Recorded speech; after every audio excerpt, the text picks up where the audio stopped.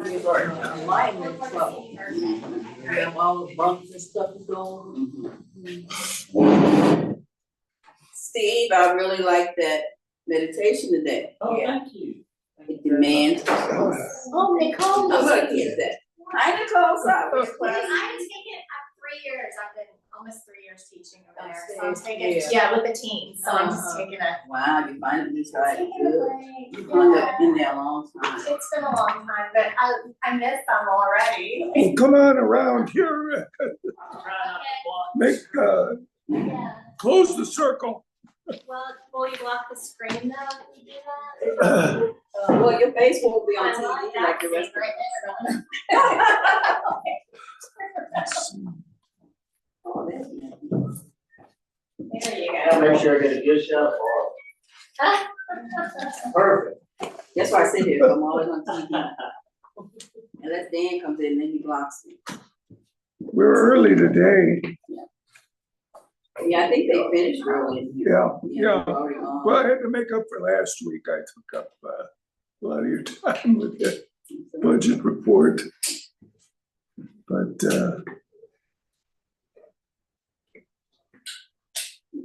what's going on? Any other? My car steering column, that's all I can talk about. But that's what it's not a problem. My kid gets a lot stuck in there. No, you just be controlling the seat and then controlling the steering. I know. And you do control. I know it always comes out eventually, once I back and forth. You don't force it. I can't. You don't I force can't it. just leave it there, somebody will just drive away.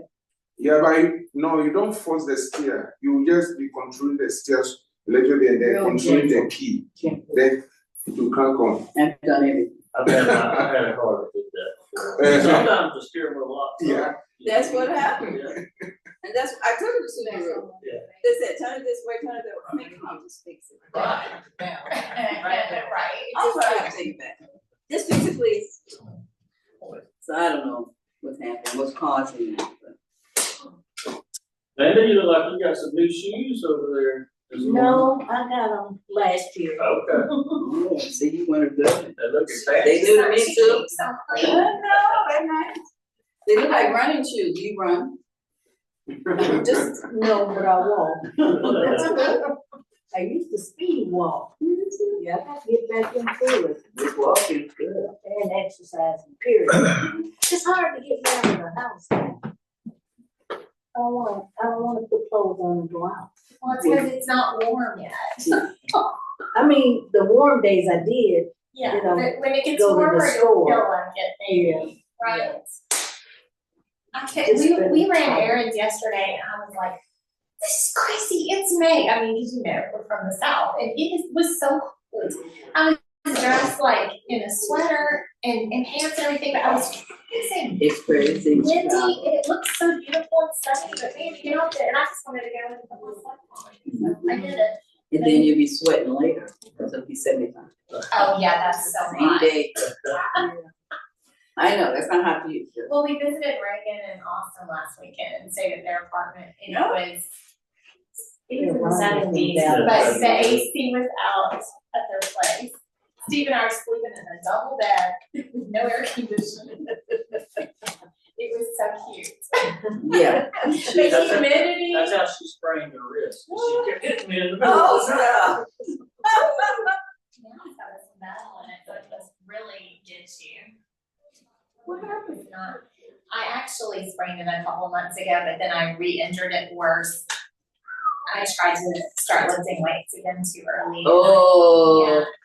So I've got to wear this for a couple weeks and then I'll have to go to that one bone and joint Yeah. or something and get a cortisone shot if this doesn't stop. So I'm trying to be really good about it. Yeah. I used to be there, everybody in the post office was there when they, handling mail. You know, everybody's in some type of there. Yeah. That's why I'm working in the offices now, I don't have the mail. Yeah. Done with that. All the mail carriers, this guy told me, everybody's in physical therapy, bro. They get carpal tunnel a lot.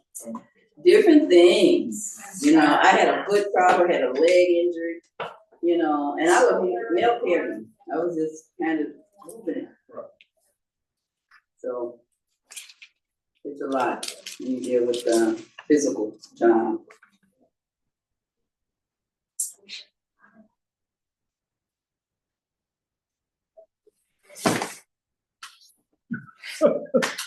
Well, your teachers want to be talking to us. No teachers. It's too early, it's too early. Well, we could start early, but I'm just still waiting for the time to hit for the recording of the session on the, I guess. I think we should start early because I still have a problem with where we start yesterday. Yeah, Yeah. sometimes we're late. Yes, I Okay. spend the whole time of when I go home to go back to the question I asked last week about God dwelling place before creating heaven and earth. Okay, Yeah. God dwelling place before creating heaven and earth. Yes, God's dwelling place good. before Before heaven and earth. heaven and earth were created. Yeah. okay, Because beginning of the Bible said, in the beginning, God creates. right. That means he began to create. But where was God before the creation? That was what I brought up last week. And I said, where God was, there is no, darkness in where God was. The reason why I brought that thing up is everything that Revelation was telling us, either he tells us the present things and the past things. The book of Revelation. Okay, So when I go home and I go back to the Revelation 22:5, the promise that God is made that when he comes, he will take us back. He will take us to where he is living, isn't it? he comes to live with us. We're He's come to live with us. Right. But where we are going to live, there won't be any darkness. Right, There won't be any darkness. because the We don't light is the Lord. Exactly. We don't need the sun to give us light. Right. We don't need the moon to give us light. That means the place is, always shining. We have what we need. We have to- all that we need. There won't be darkness, there won't be this thing. That means God doing above universe that was a darkness on the earth and the water on the surface, Yes. and the spirits go through the water and surface. Yes, God is a spirit. He goes through water that we don't have a problem with. But we are talking about the dwelling place of God before the creation. Okay, He exists outside his creation. Outside, yes. Outside of creation. Outside the creation. We say the word is transcendent from his creation. He's separate from his creation. Although he can be immanent, what we say, involved in his creation, but he's separate from his creation. He's separate from his creation. He existed before creation. He exists. right, We said his word is to be, the word Yahweh means to be, I am. that's all I beginning think and that end. we can say. Yeah. Before the creation. But if you look at what Revelation was telling us, that means where God was, there is no darkness. From Okay. his beginning up to where God is, there is no darkness. Because darkness will never disappear. Even if God come and take his children away, he's not putting the darkness away. The darkness will be a place where there is another people is going to live there. Okay, That's what the Bible is saying. Though we can, imagine with scientists and do this thing, that kind of thing, but what the Bible is telling us, that must be something we have to do a thorough research on it and then see what we are saying, because we are not saying that from the beginning there is no darkness. No. That's not the point. But the dwelling place of God, did God live among darkness? No. If God is promising in Revelation that where he is taking us, there is no darkness. When he is taking us, there is no darkness. Revelation chapter 5. Oh, he's coming back. Revelation chapter 5. He said, while he's taking us, there is no darkness. We don't even need the moon or sun to see, to give us light. That And yet, he dwells The in light the place is where created on the first day. It's created. great. God created light. Maybe he didn't need light before creation. No. I'm not speaking about the creation. Creation is something that is not exist. You were Well, created that's to the be first- exist. As the book of Hebrews chapter 11:3 said. That's Something the that is first not reference exist we was have created to be light. exist. Genesis 1:1. Genesis 1:1. If you begin from Genesis 1:1, that means you are beginning from the creation. Right, You are beginning from the creation. right. But my question is the dwelling place of God before creation. I don't Okay. think Is that that's, one is beyond the creation? I don't think that's something that we can know, just like I used to have a question, where did God come from? What's the origin of God? And I don't think that's something that we can know. Yeah. It's something that we cannot. But like I was saying right now, when we go back to the book of Revelation, what is he telling us? Revelation chapter 5, 22 verse 5. What's the book telling us? We just learned Revelation, we just passed through Revelation a while ago. Revelation chapter 22 verse 5. What is the book telling us? He's telling us something.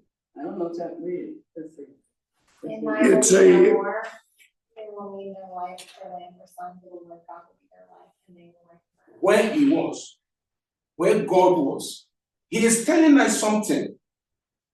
There is things I don't know how to put it before, because like our mother was saying, there's things that we cannot even know. Right, Yes. and I think that's one of them. But Yeah. how the things that refer to John tell us something about God existence.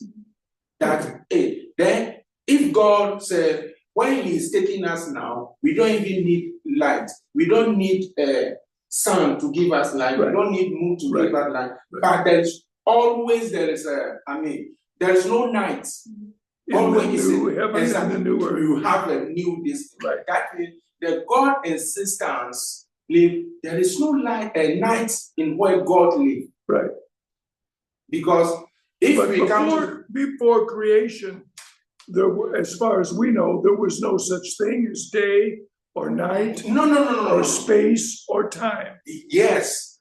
So, If the word creation didn't come there, it's a different thing together. right, The creation begin. in the beginning, Yes, that is why they say in the beginning. right, If the thing is not exist before the beginning, then where is it come from? That's the point. So there is someone who is God who said, I begin it. Where was he before beginning? This is what. That means he is above. He is above. okay, We all know that we have, what do we call it? The universe as exists, and then we have a dwelling place of God. We always say we don't know how it is. It's even above where, before the heaven, that okay, we cannot see. We cannot, yeah, I think that's But kind of to one of me- the, Mystery. mystery. It's something I like think it's a mystery. mystery, that's. It's something like mystery. But I when don't think that God has revealed a lot to us about himself prior to creation, other than that he was a loving God and wanted to create. yeah, but as for his children, because between me and you, we Christians are sitting here, not everybody learn the Bible. Those who are punctually learning the Bible Yeah. believe in Christ to learn from the scripture. You see, like that's the reason why I'm saying that when we read the book and then as we end from the book of Revelation, Revelation always tells us something that the past and present and the future that is coming. So if you see the future, the 22, the 5 hour from 22, from 1 up to 6 there, what is written there prove to you that where God is taking you now, he said, I'm taking you to myself. where I am, you will be my servant. There, Right. you will be my servant. There, you don't need light.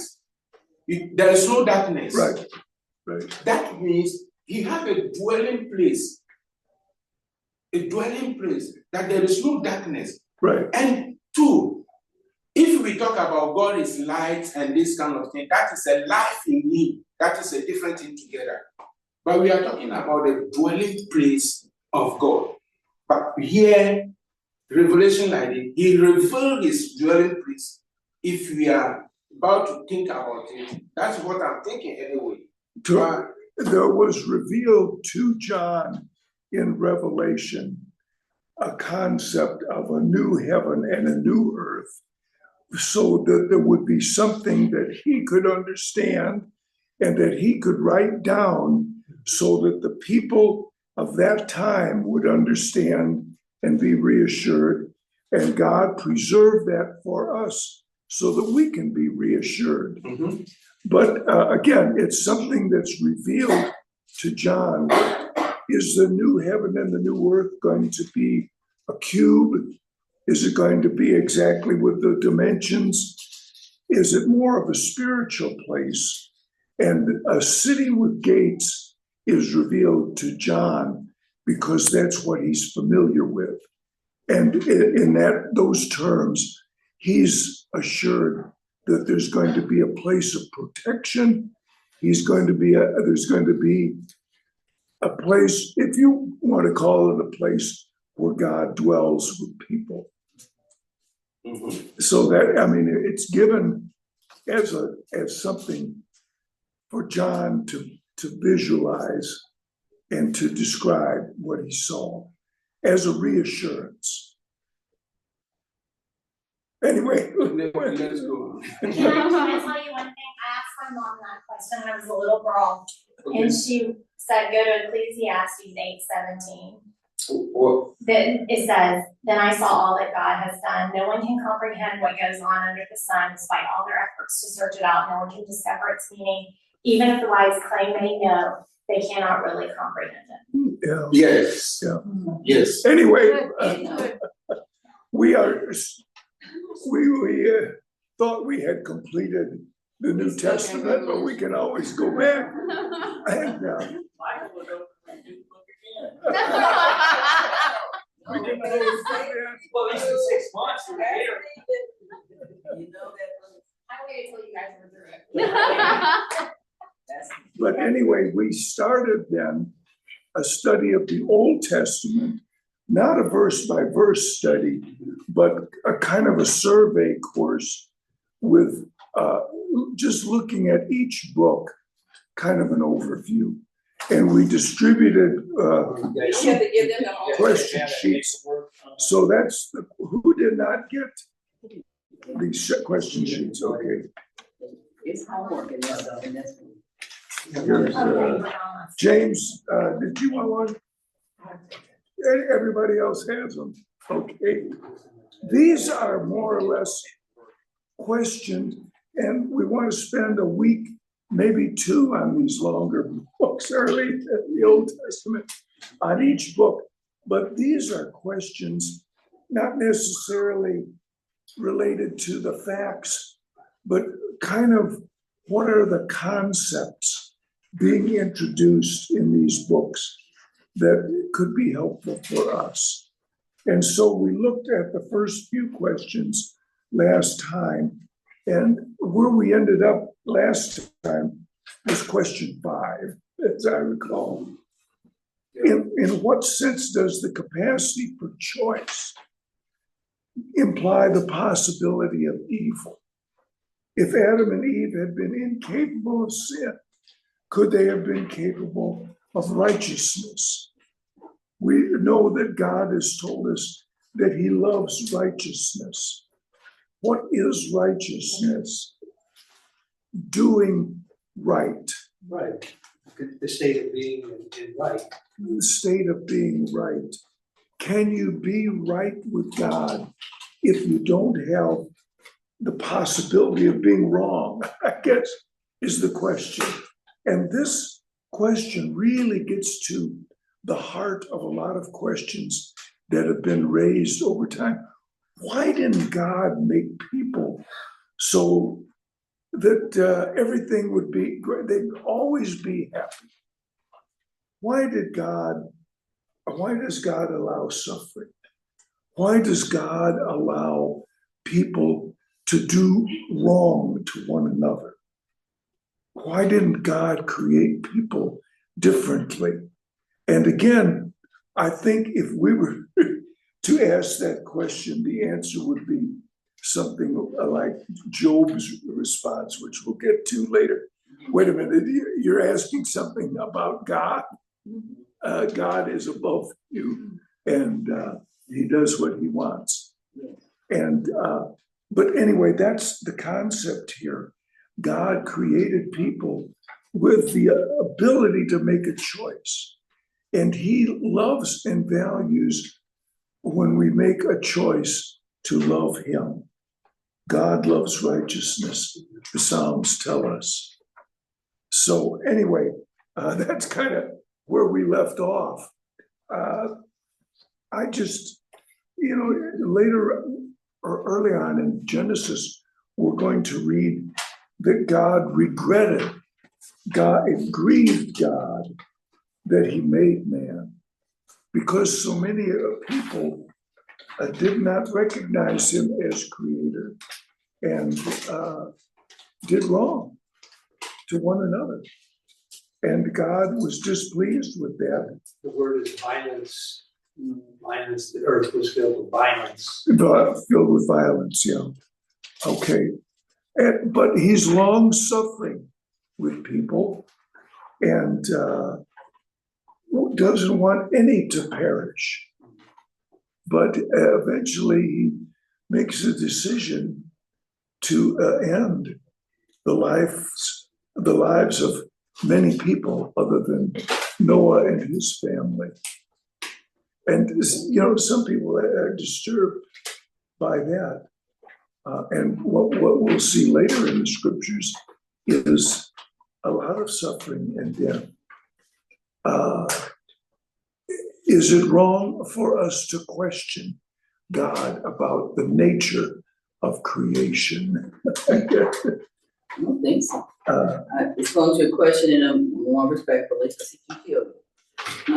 But questioning him so you can know more about it, understand a little bit better, and then you can understand what you're supposed to be doing. Okay.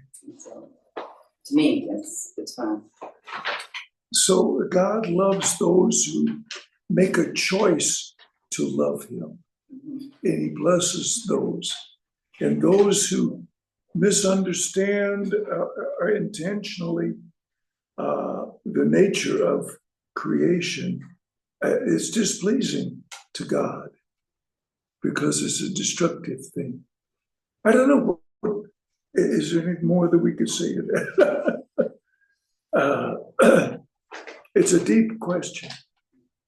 Anyway, but that's the way It's more people about are. us. It's more about us when we ask him. Yeah. It can't be about God because we don't. But it's about us. Yeah. Anyway, God loves righteousness. One more. Do we have a chair? I don't know. Yeah, There's one. Okay. Anyway, Genesis is out about the beginning of things, the beginning of life, the beginning of the world as we know it. And so I just brought up in question 6, what are the major developments in the Canaanite civilization? Not the Canaanite civilization, the Canaanite civilization, because we know that after creation and after sin, Adam and Eve were sent out of the garden, and they had Cain and Abel. Cain killed Abel and was sent into some kind of an exile. But he also had descendants along. Abel didn't have descendants as far as we know. But after them, there was another son born named Seth, and he had descendants.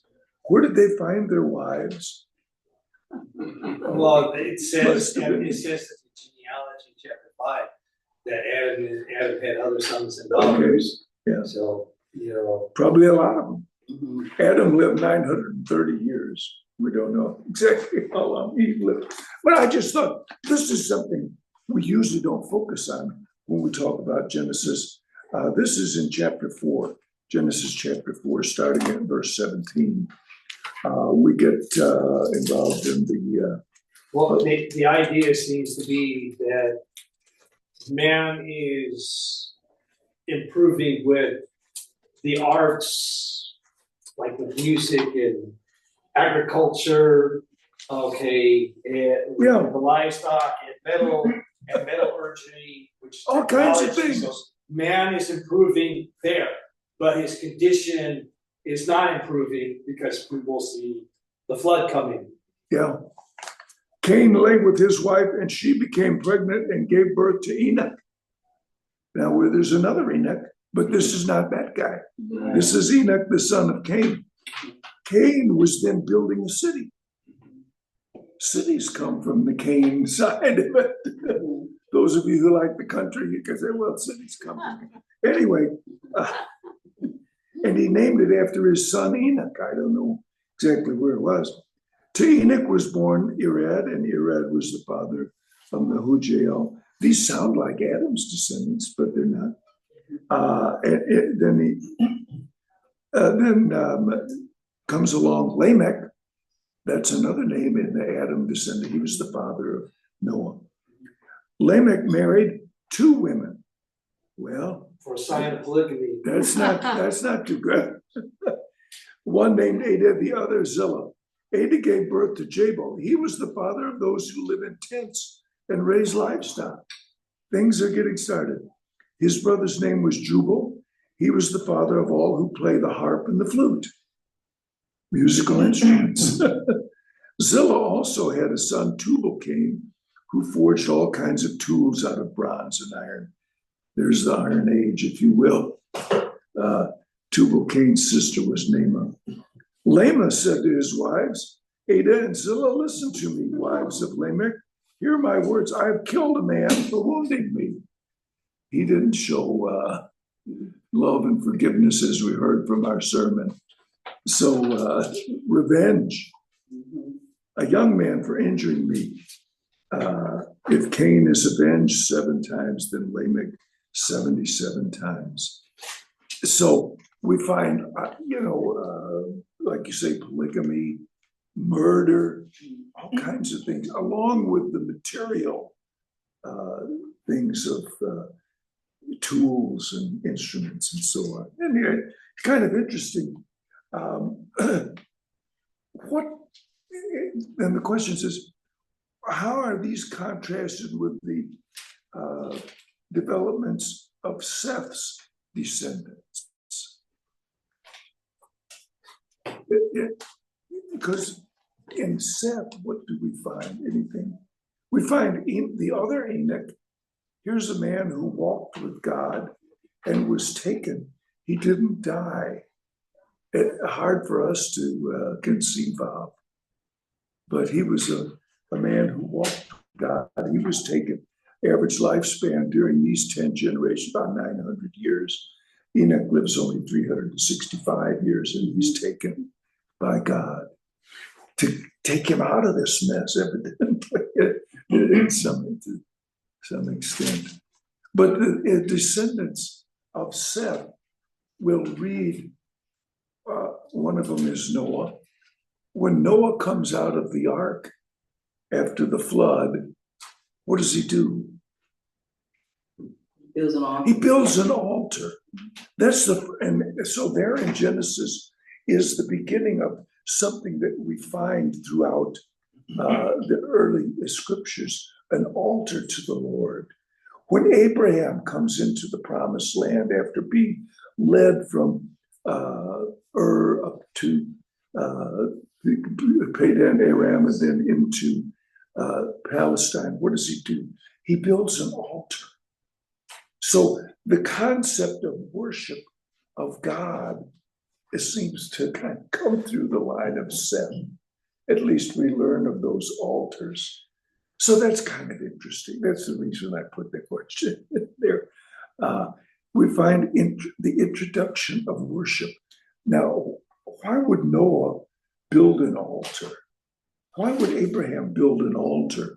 We're not told where God commanded them to do that. Maybe they saw altars that were built to idols, and well, we don't worship idols, we worship Jehovah. Maybe it was the concept of wanting to give their best back to God. As far as we recognize altars, there were sacrifices on those altars of animals. Abel brought his animals to God. Cain was displeasing to God. Anyway, just some, don't want to spend a whole lot of time on it, but we usually don't talk about developments under the Canaanite side of the question. They were all like, Yes, unless some of the wives oh, of very Shem, Ham, and or Jacob or Noah were descendants of Cain, which is a great segue to the next question. Who were the sons of God and the daughters of men? We jump to chapter 6 of Genesis. Why would we include this question? Oh, why would you do this? Well, because of some of the things that have been presented So much over the years in the movies and so on, that angels came down and married men, or the devil was there. But from what we can really understand of the scriptures, some people followed the ways of God and some people did not. And that's the differentiation that's made at the time of the flood. Some appeal, okay. The phrase sons of God is except for this passage, which you can say right now it's not clear. But elsewhere, it's clear that the sons of God refer to, angelic beings. However, the parallel phrase, sons of the Most High, are applied to men, human beings.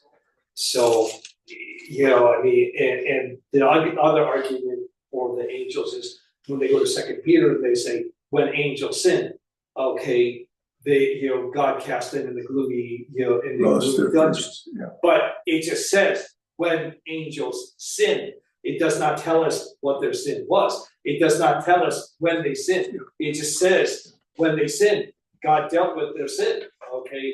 It does not tell us time or reason, anything like that, about the sin of angels. Well, Jude kind of talks about it.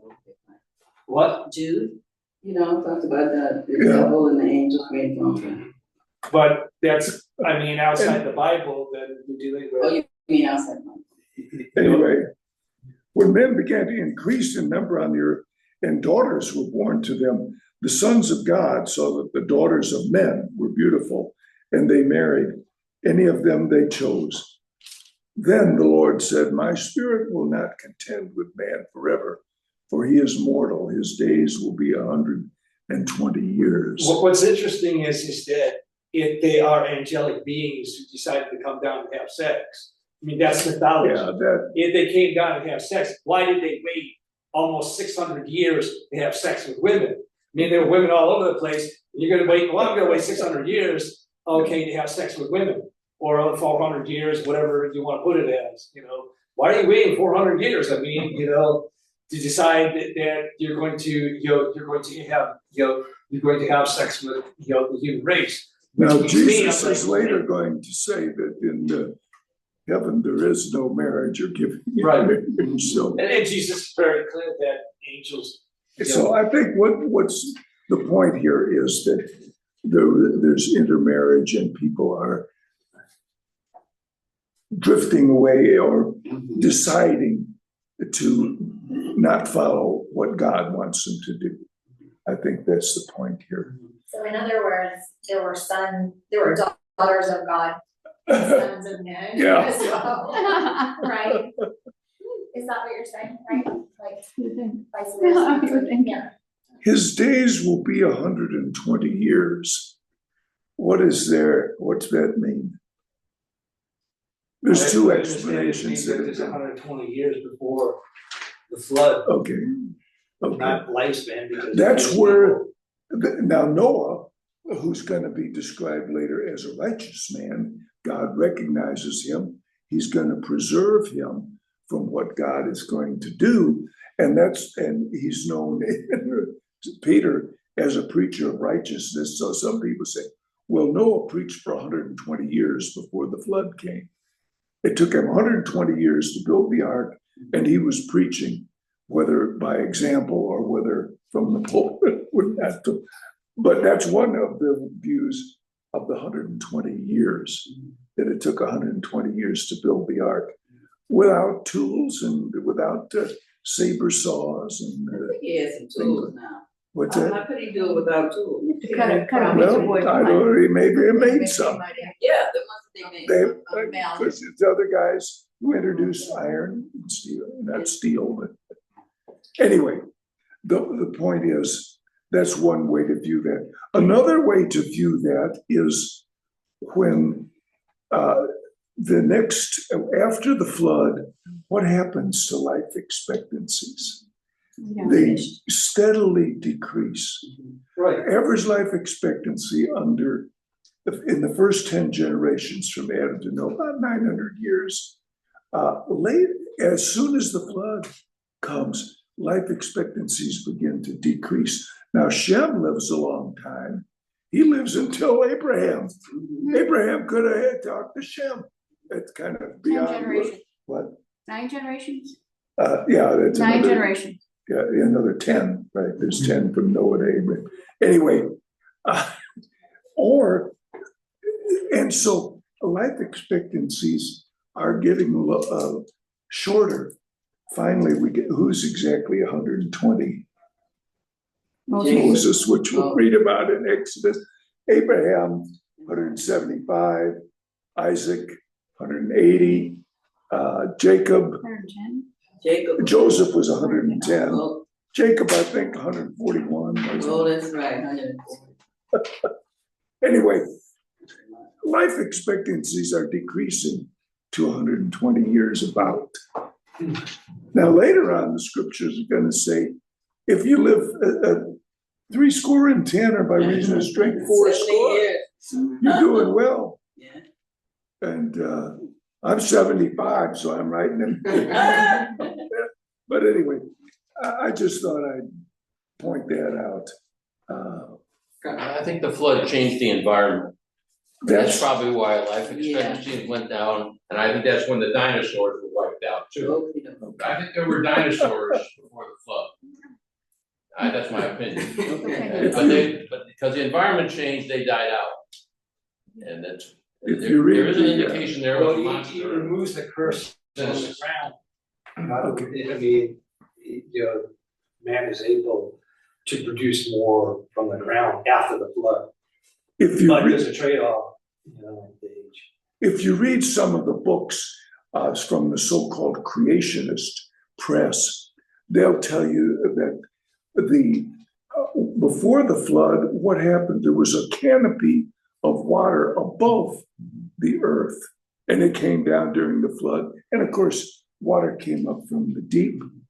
But they'll say, well, that water canopy protected people from the ultraviolet harm of the sunlight. Something like that, yeah. And without that, people have been suffering ever since. Anyway, and that's just speculation, but there's a lot that's been written about that controversy of the young earth and the old earth and creation versus evolution. Anyway, that's just the aspect. Story, it's not explained. Division from the waters above from those beneath. What waters above was he talking about? We don't have any Yeah. water above now. Well, we have clouds, but Yeah, evidently there was more. Yeah. And they visualize a vapor canopy or a water vapor canopy. That is the There's easiest way vapor to explain cannon. the flood, that all of a sudden all the water up there was released. Some of there's canopies on other planets like Venus, but anyway, well, we won't get it.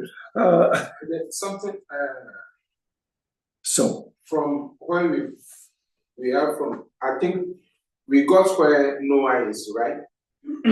yeah, We got where Noah is. Between Cain, Abel, Seth, Enoch, and those people up to Noah, what happened? It's simply, the Bible describes Seth and the descendant of Seth as the generation of Jesus Christ. yes, in Luke. If Cain has been the craftsman, according to the Bible, the craftsmen, those who make beautiful houses and those kind of things, the descendant of Cain. Do we look those who build construction, do jewelry, those kind of beautiful things on earth, and describe them as a descendant of Cain's? Definitely no. No. Okay. He began. Good. He got to Noah, and that was set, and the world was destroyed. Whoever was saved is Noah and his family. Then, from Noah and his family, where from Cain descendants again? Like from Noah. He said that the daughter of Cain, might have married the sons of Noah. We don't know who they married, who the wives of Noah or his sons were. Don't know. We don't know for sure. I never thought of this. Yeah. They got married before the flood. Yeah. Yes. Noah kids got married. 8 souls are before saved by the flood. water. So they were all saved. I said 8 of, they are all 8, isn't it? Right. They are all 8. So you mean if Noah's children, the boys marry descendants of Cain, daughters, then we don't know. the Aluta continuum of sinning. Well, No. maybe there were descendants of Cain that broke away and didn't sin. We don't know. So there must have been some of the reverse going on, yeah. Now, Cain was sent into exile. We don't know exactly where. The map was a little different then, perhaps, but we'll get to that. East of Eden? What's that? Google says the East of Eden. Okay. Steinbeck wrote a book. I know, right, that's why I like it. Anyway, that's all speculation. Yeah, exactly. But, so, did the line of Cain, was it completely wiped out? Maybe, probably, but we don't know for sure. Anyway, okay. One of the things that we find then after the flood is what? This thing called the Tower of Babel. And Babel sounds like a confusion, and that's what it's become. What were the motives of the builders of the Tower of Babel? Why It wasn't to find God. What's that? I don't think it was to find God like they claimed. They wanted to get closer to him, though, right? Like, It's a challenge. They said they wanted to make a name for themselves. Make a name for themselves, yeah. And not be scattered. Okay. God didn't see that as a healthy thing. Wonder why? Well, they had egos back then, the ego thing, and like building the Sears Tower. We had to have the tallest building, in the world, for a while. They also was not spread out, okay? God wanted people to disperse and occupy the creation. So that it seems to have been an impure motive focused on self rather than on recognizing the creation of God. They wanted to worship the creation of man. So They wanted to reach heaven. it was displeasing to God. That's what they said. This is Yeah. chapter They're trying to find God up in heaven. 11. Oh, Let's it's go for on. them. I just thought I'd bring that and, let's see. We find the sons of Shem included a fellow by the name of Eber in chapter 10, verse 24 and 25. Some people see that as the source of the word Hebrew. Abraham is called a Hebrew because he's descended from this guy Eber. Anyway, that's one of the explanations. Hebrew has a meaning, but I wanted to also,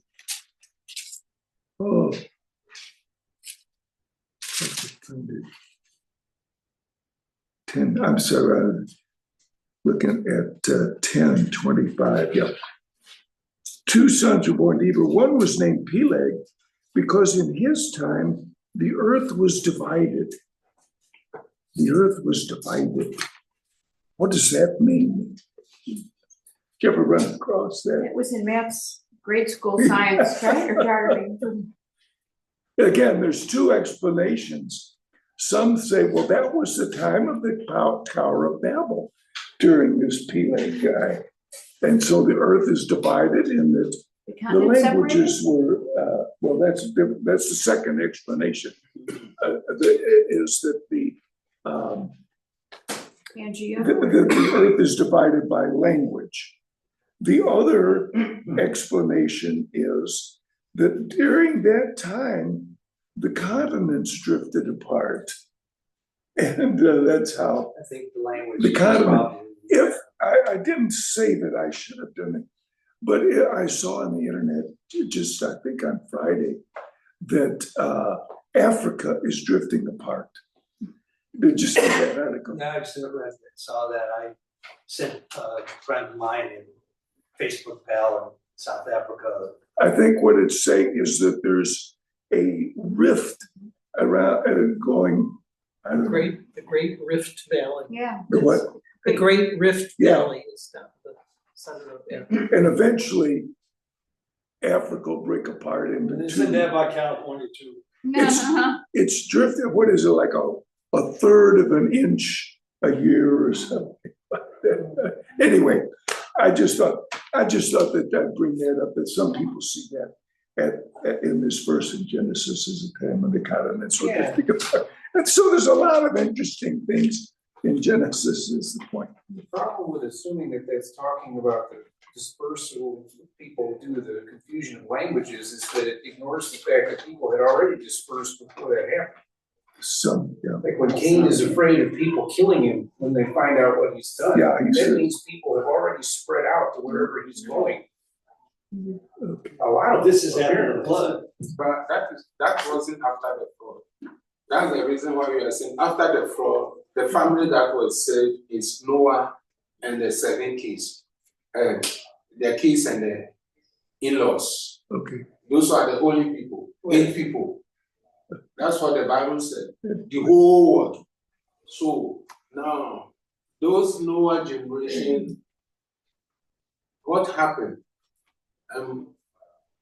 Abraham is a Noah generation, isn't it? Now, what is the difference between the generation of Abraham and the other side? I can't say Cain.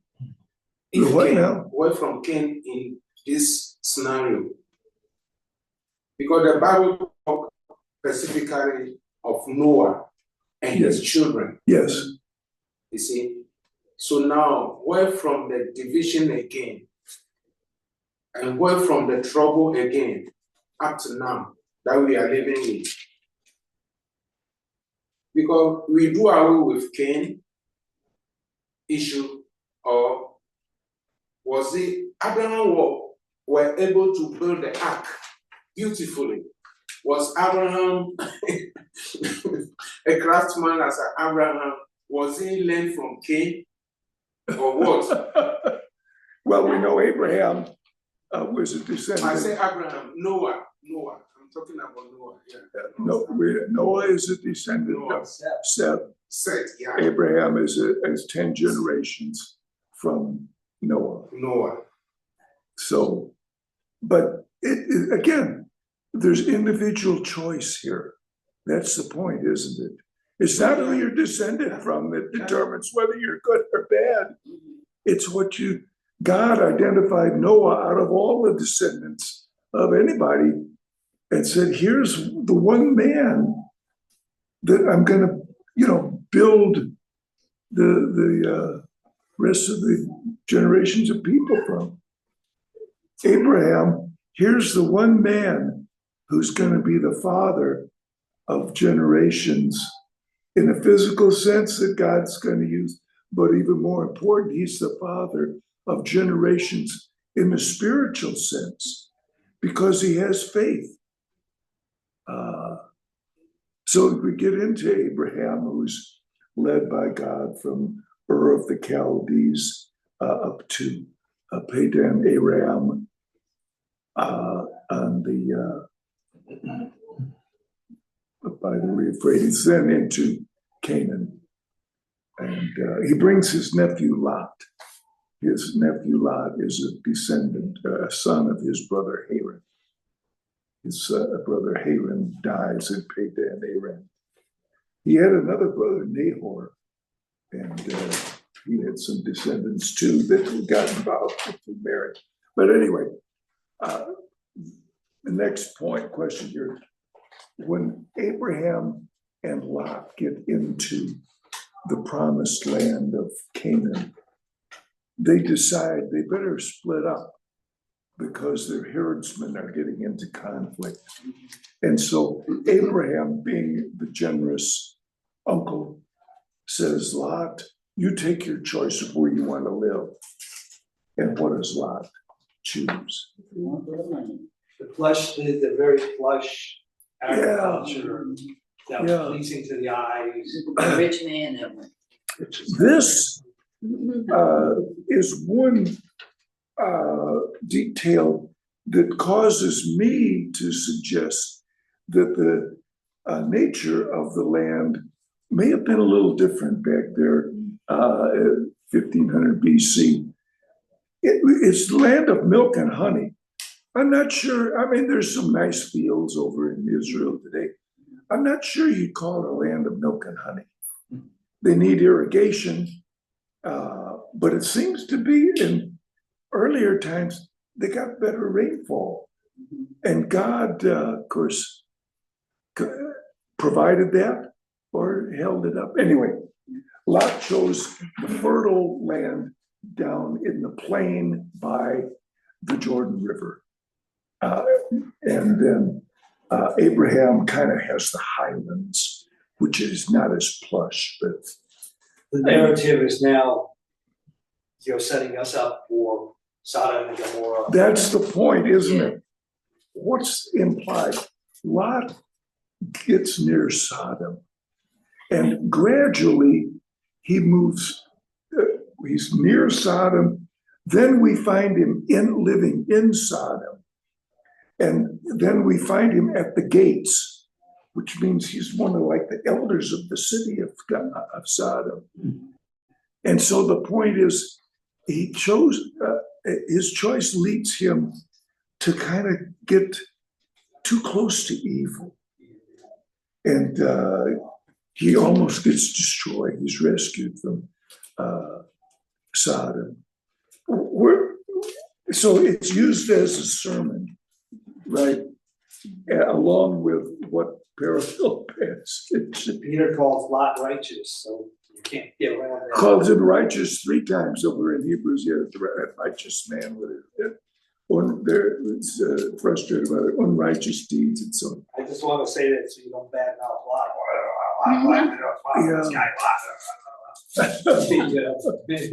Yeah, he maintains his integrity. But I don't know about his children. They were incestuous. But anyway, often those passages about Lot are used in connection with Psalm 1. Blessed is the man who does not walk in the counsel of the wicked, or stand in the way of sinners, or sit in the seat of mockers. But his delight is in the law of the Lord, and on his law he meditates day and night. Maybe you've heard that sermon about Lot. He's edging closer and closer to sin, just like some righteous people, you know, they walk, then they stand and stop to talk with the bad. They sit in the seat of mockers. Eventually, Lot sitting in Sodom and Gomorrah, and certainly suffers as a result of it. Sin is a progressive thing, and we get just a little bit closer and closer. The point is, stay away at all costs from any appearance of evil. And so that I just, maybe I'd heard that sermon when I wrote that question years ago. Don't get close to sin. Abraham has an adventurous life. He has to engage in some wars. Oh, we're out of time. Sorry. Goes to Egypt a few times. Yeah, I thought we'd finish in 2 weeks, Yeah. but maybe it'll take 3. But Long book. yeah, you know what I'm gonna do though? I'm gonna pass out the questions on Exodus in case we have a chance to get into that next time. Only 39 books. Yeah, What's that? only 30. It's only 39. Mhm. Yeah, the Old Testament books, There's 39. There's 39 books. It'll take us more than 39 books. Well, just put it. Again, these are the questions that popped into my mind. If you have some questions or lessons or thoughts, you're welcome to share them. Yeah, that's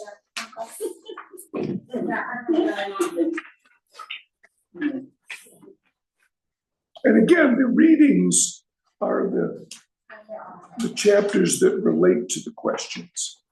You're urged to read the whole book, but the chapter suggests you relate. Got more? Somebody. yeah, 3 years on this, so.